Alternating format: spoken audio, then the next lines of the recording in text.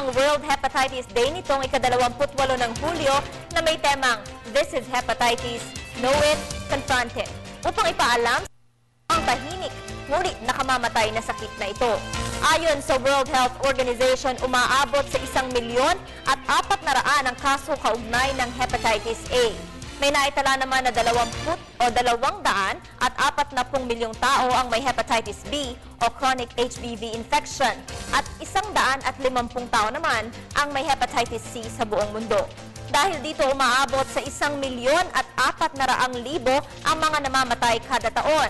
Kaya naman tatalakayin natin at aalamin kung ano nga ba ang hepatitis at paano ito maiiwasan. Makakasama natin ang UST Medicine Professor, Hepatologist at Gastroenterologist na si Dr. Jose Soliano. Magandang umaga po, sir. Magandang umaga. Yes, sir. Ano po ba itong hepatitis? Ang hepatitis ay isang sakit na ang dahilan ay isang virus na ang magiging resulta ay mamamagang yung atay. At of course, ang ibang hepatitis ay sandali lang, pero ang ibang hepatitis na tipo ay humahaba na ang infeksyon ay habang buhay. Sir, ano po ba yung pinagkaiba ng hepatitis A sa B at C? Yung hepatitis A ay isang virus na nakukuha mo sa pagkain. Mamamagang yung atay ng mas maigit, gumagaling tayo doon. Ang hepatitis B at hepatitis C ay pangmatagalang infeksyon at nagiging sanhi ng sinasabing cirrhosis at nagiging liver cancer pa. Bali lahat po ba to, sir, nakamamatay? Ito pong A, B, and C hepatitis? Yeah, sa totoo lang, Vivian, mas madami pang hepatitis na type. Hanggang letter G yan sila. I see.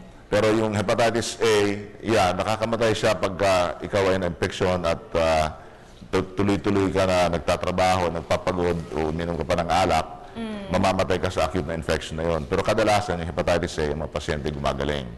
Yung hepatitis B sa C, yun yung kaninang sinabi mo nga na nagiging sanhi ng pangmatagalang infeksyon at sa bandang dulo, madami ang namamatay dahil sa kanilang komplikasyon.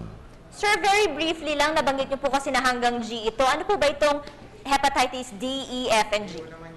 Yeah, yung hepatitis D naman ay nagiging infection lang siya pag meron ka ng hepatitis B. Sumasakay lang siya doon sa infection ng B.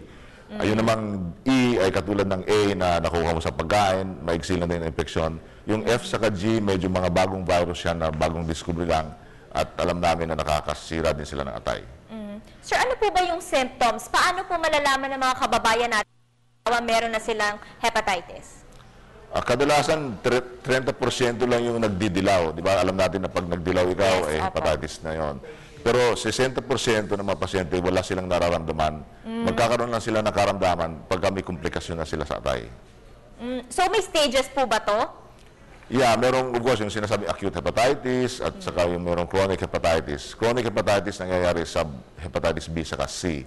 Sa umpisa, ang mga pasyente walang nararamdaman, pero bandang dulo, yun, nagdidilaw sila, lumalaki ang tiyan nila. At sa ibang mga pasyente, bigla na lang silang may cancer sa atay, at yun na yung kanilang sintomas. Bale, sir, from the time na tamaan po ang isang taon ng hepatitis, kailan po niya malalaman na meron siya? Kailan niya po mararamdaman yung epekto nito? Yung hepatitis A, maigsi ang tinatawag na incubation period. Kunyari, Yes. kumain ka ng infektadong pagkain, in 1 month or so, even a few weeks, nagdidilaw ka na. Yung hepatitis B, hanggang 6 na buwan bago ka pwede manilaw. Okay. Pero sabi nga namin, madami sa mga pasyente hindi nagdidilaw talaga. Sir, let's talk about treatment naman po. Ano po ang lunas dito sa hepatitis? Well, yung hepatitis A, dahil nga simple siya na infeksyon sa atay, pagpapahinga ka lang, kakain ka lang ng masustansya pagkain, pwede ka nang gumaling doon. Pero yung hepatitis B sa hepatitis C, kailangan siyang gamutin, gawa ng, yun ay mas mahirap na virus na sakit. Yung hepatitis B, may mga gamot ngayon, may mga tabletas dyan na nainom at may mga injection. Sa hepatitis C, meron din. Sa hepatitis C nga, mas exciting ngayon kasi meron ng mga gamot na maigsi na lang ang inuman at saka halos sila lahat gumagaling. Bali, epektibo po ba yung mga tableta na available sa market against hepatitis B and C? At gaano po kabilis mararamdaman ng taong apektado yung effect nitong mga gamot? Kasi wala nga silang nararamdaman. Kadalasan ang kanilang epekto ay nakikita na namin pag sinusukat namin ang dami ng virus sa kanilang dugo. Yeah, epektibo ang mga gamot ngayon sa hepatitis B. Kunyari, andyan yung tenofovir, andyan yung entecavir, andyan yung adefovir. Madami silang na tableta lang lahat. Meron ding injection na tinatawag na PEG interferon. At yun ay nagbibigay namin sa mga pasyente at madami ang gumagaling sa kanila. Yung hepatitis C naman, kombinasyon siya ng injection ng PEG interferon sa tinatawag na ribavirin. At merong bagong gamot na boceprevir na iniinom lang din at isang taon lang ang gamutan na halos 90%, mas mataas pa doon, ang gumagaling.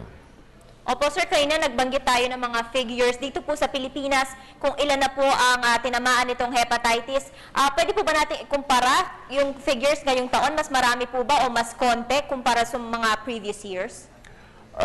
Sa hepatitis A, of course, pag may mga hindi pa kasi din malinis ang pagkain natin, madalas kami nakakita ng ganung pasyente. Yung hepatitis B, depende kasi yan kung sino ang nagpapadoktor. So, ang alam natin sa Pilipinas, up to 16% ng mga adult Filipinos ay mayroong hepatitis B infection. Sa hepatitis C naman, up to mga 2% siguro. So, kahit na maliliit yung number na yon, gawa ng halos 100 million na tayo, madami sa Pilipino ang mayroong hepatitis B sa hepatitis C.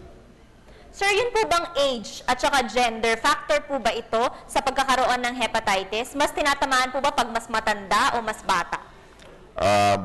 Yung hepatitis B, kadalasan yan ang mga tinatamaan talaga yung mga bata kasi yung kanilang mga nanay na infektado, yun ang nagbibigay sa kanila ng hepatitis B. So, mag-campaign at gagamitin natin itong oras na ito para sabihin sa lahat ng mga nanay na magpa-test sila ng hepatitis B kasi pwede nilang hawain ng kanilang mga anak habang sanggol pa lang.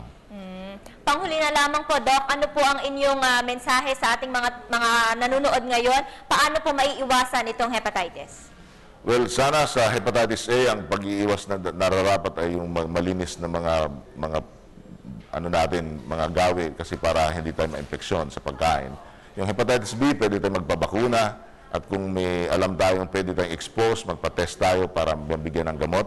Yung hepatitis C, ganun din, pag meron kang suspecha na baka na-infeksyon ka ng hepatitis C kasi yung mga nabigyan ka ng transfusion kunyari at meron ka mga ibang gawi na hindi nararapat, magpa-test din po kayo kasi meron talagang mga test at gamot na ngayon para sa ganung mga klaseng hepatitis.